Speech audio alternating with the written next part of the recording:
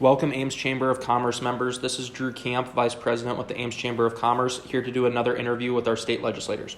We're happy to welcome today Representative Dave Dio, who represents Nevada and some parts of eastern and northern and southern Story County. Representative, thanks for being with us today. Glad to be here. Thank you. So we'll jump right into the questions. And as a business advocacy organization, the Ames Chamber of Commerce monitors and policies and regulations closely. You know this well, having worked with me for its seventh session, I believe. What is the Well, and this isn't a position I'm just doing here today. I've been telling everybody getting ready for this session that I think the number one discussion down there this year is going to be what can we do to keep people here in Iowa, attract new people to the state, and part of that obviously is workforce. How, whether it's training or whether we're doing things on housing or things like that. I think those are the types of that's an issue I think that's going to rise to the top this year, because I really believe that it's probably the one thing that's holding back Iowa's economic development and economic growth now is the fact that we just don't have enough people, quite honestly, that have the right skills and there are just enough bodies to fill all the jobs that we have available. Yeah, especially when we have 1.3% unemployment here in Story County. Right. And as we look kind of along those lines about workforce, population growth is another topic that obviously gets talked about a lot that can potentially impact that workforce development. What do you see the possibilities for the legislature to do something to assist with population growth and getting people to kind of come and stay in Iowa? Yeah, so, we need to continue to work on the things that Iowa's already good at. We're a relatively inexpensive place to live. We've got a lot of jobs available. There's a lot of opportunities here. But there's some areas I think we can still work on. Housing is a huge issue in the state, especially in rural areas. I just had a conversation with a realtor yesterday up in Eldora, and he was talking about how hard it is to sell some of these old two-story houses that are 100 years old, which is primarily, the housing stock that they have up in a rural area like that. And so we need to do to continue. We've already done some things with some workforce housing programs that are already starting to help, but I think we need to continue to do more in that regard, because people aren't going to move here if they can't find a house to move into, or if they may not stay here. Another issue that I think is going to come up this year that I worked on a bill last year on occupational licensing, and we got it through the House, but the Senate didn't take it up. But my understanding is it sounds like the governor's going to make it a big issue this year. So I think there's going to be a big move, and one of the governor's biggest positions, from what I understand, is that she wants a bill that looks a little like a bill that Arizona has, a bill that they passed. And probably the prime piece of that that's really beneficial, I think, is having some reciprocity with other states. So if you're attracting a couple, let's say, from another state, maybe the husband's gotten hired, and the wife has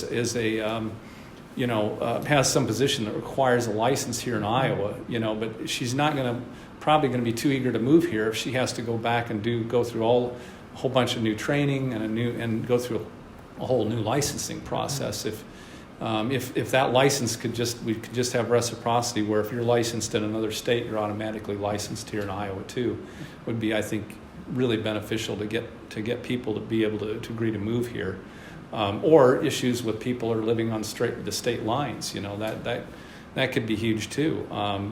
Potentially, you could actually encourage more people. A lot of these businesses that are trying to hire people, they have the licensing requirements here in Iowa sometimes are a detriment to trying to find somebody who will move from another state. So I think that's going to be a big issue. There's also some aspects of that the governor's talked about. There was one portion that was in my bill that required that anybody that had been incarcerated, if they were in the past, they had let's say they've got a record. Sometimes now they don't know ahead of time whether or not they're can even get a license or not, because some of the licensing boards deny licenses automatically, and this would at least require the license board to tell them ahead of time before they paid a bunch of money or went through a bunch of training that no, we're not going to approve your license ahead, and so they'd have to actually let them know ahead of time that would be the case. And that could be something that could potentially be I know it's a priority of the governor's Yeah, the criminal governor's justice talking reform. a lot in that criminal justice reform. She's talking a lot about that, about if there's ways that we can give people a second chance. There's another issue that's a huge issue around the state is child care. That's a huge issue with young families. If you're going to have both spouses working, they're going to have child care. And so, I think there's going to be some moves to try and do some things to try and encourage, more available child care, especially in certain areas of the state where they really have a shortage.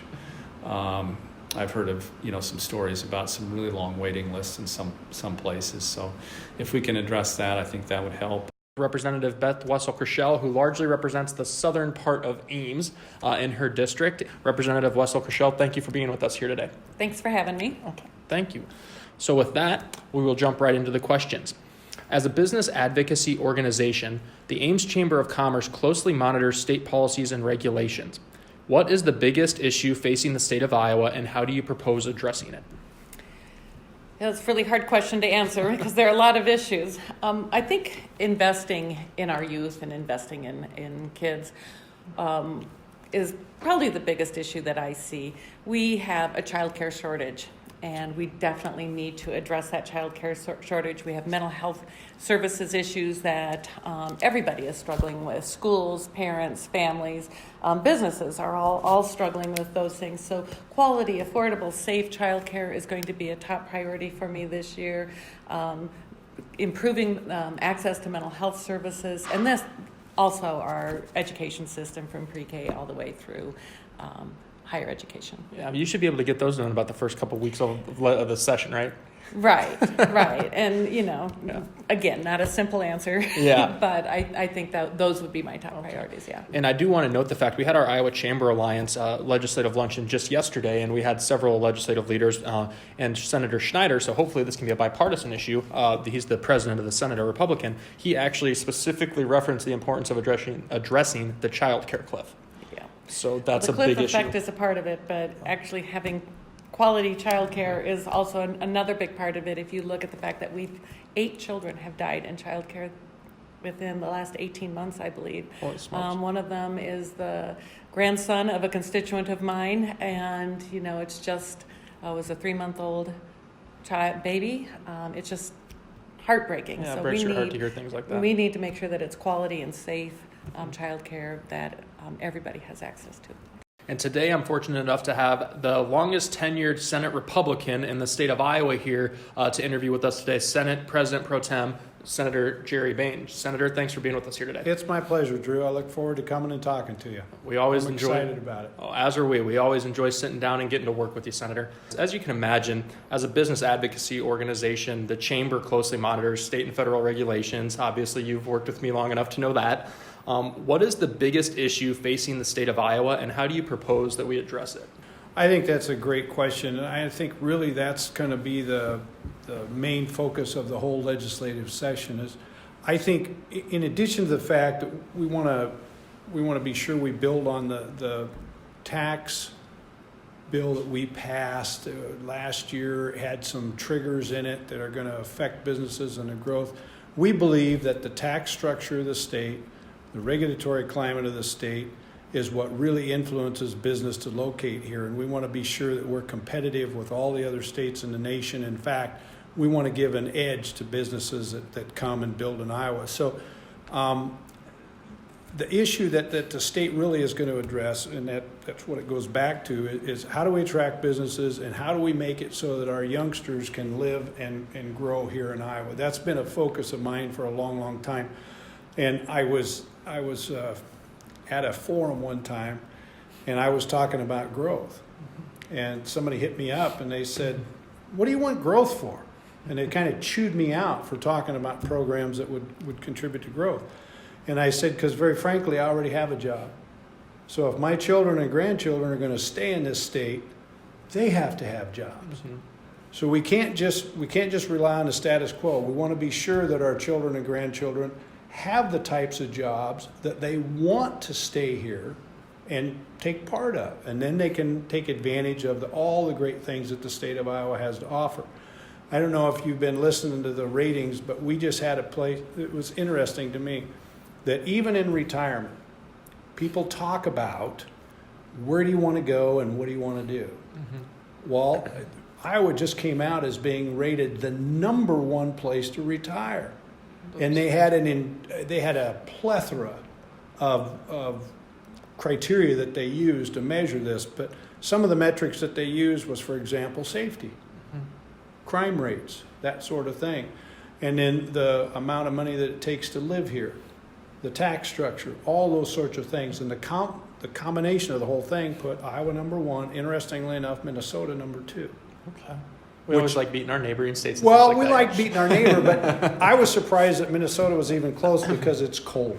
Mm-hmm. And I thought, frankly, the cold in Iowa would be a little bit of a detriment. But nevertheless, the point is climate, and I don't mean when I say climate, I don't mean weather. Mm-hmm. But the climate that individuals live in is a dramatic effect on where they're going to want to go.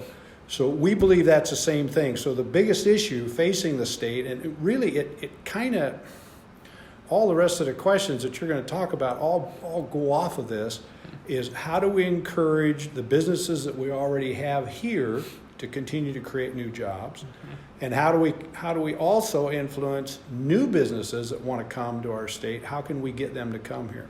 Well, we believe the regulatory climate and the tax climate are two of the biggest keys that are factors in determining whether they're going to come here. So we want to build on what we already got started. So I really do think that's number one, but you got to have the workforce to go with it.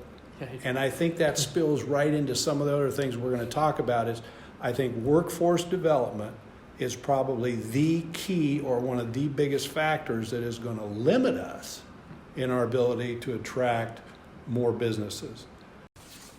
We now welcome Senator Annette Sweeney, who represents Northern Story County, Eastern Story County, and all the way over towards Waterloo, Cedar Falls, and Dike, New Hartford. Senator, thanks for joining us here today. Oh, you bet. This is always a fun time to get to be able to visit and also to hear input from other individuals about what we've got going on. Oh, yeah. Thank you very much. We always enjoyed working with you, and I have ever since you rejoined the legislature a couple of years ago. As a senator representing the region in which I discussed, what do you think is the largest issue facing the state, and how do you propose addressing it? I look right now at the biggest issue facing our state, I think, is housing, affordable housing for individuals. We also look at our healthcare access. We have our rural hospitals where we have acute care and the different types of cares that we have. And we want to make sure that our rural people have that access to care. So I think that's one of our biggest issues that we have facing our state. We're very grateful today to be with Representative Ross Wilburn. He represents part of North Ames in the seat previously held by Representative Heddens, now Supervisor Heddens. Representative Wilburn, thanks for being here with us today.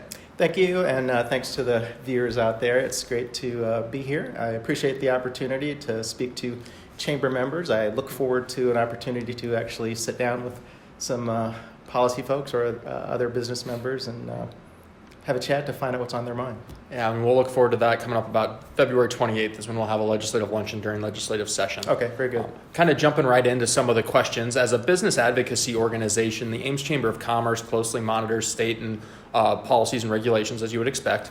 As you kind of look at the framework and kind of the policy, the atmosphere and environment here in Iowa, what do you see as the biggest issue facing the state, and how do you propose addressing it? So this might seem a little different since this is a chamber, but the Ames Chamber and several other chambers are very attuned to what might be the non-traditional viewed business issues. I mean, mental health care is something that impacts all of us. It never fails when I go to a service club and ask folks, how many of you know someone who has been impacted by mental illness, mental health, or someone who's committed unfortunate act of suicide, that about 80 to 90% of the hands go up. And, it's really, in terms of our young people, it's untapped potential when they're not receiving the mental health care that they so desperately need and deserve. Everyone deserves to have great mental health, great health, and it's with our university here, if we've got young people that they're not able to complete their studies or it impairs their studies. That's, again, untapped potential, people coming into the workforce, as well as our current set of workers. It's time that's spent away from the office. It impedes work productivity. When folks have the unfortunate part of life where they have to wrestle with mental illness. And so the more that we can put in place a comprehensive mental health care system from pre-kindergarten on up, we are giving people the tools that they need to cope with life's issues and life problems. And if it happens to be mental illness, then they can have the skills to try and, with support, work through that. So it's something that we don't necessarily think of in terms of the business community, but as I said, the Ames Chamber's very up to speed on quality of life issues. And yeah, we certainly are. And one of the things we really focus on as well is not only are we looking at working with our partners in the business advocacy space, we also work in the partners in the public sector space. So we're really looking at our healthcare providers and our community school district. Yep. And in conversations with them, we know that those are going to be, for the school district, that's going to be one of, if not their top priority. And then also, obviously, for healthcare providers, that's an important piece too. And then one thing to look at too, and we'll get into this in a little bit, but as the possibility of conversations continue to enact Iowa with the sales tax increase and 3/8 going towards the pieces written into the Constitution in 2010 for that, but that 5/8 leaves a big chunk of money sitting out there. And one of the things you hear talked about a lot with some of that 5/8 is potentially looking at doing some things with mental health. And I think what some people forget sometimes is there are property tax implications with that too. Especially as they relate to counties. Absolutely, and it's important. There may be some in the legislature who might be looking directly at property tax relief. Well, as you know, the state really controls how counties and cities can generate revenue, and so we don't want to pass the burden of certain services that cut across all fields, like mental health care, like education, to push those down to the local level. Some communities don't have the tax base to support some of those types of things. So I'll certainly take a look at, the constitutional amendment that gave us the funds for the natural resources will be very critical and needed there in terms of clean water and clean air and a lot of the climate change concerns that we have.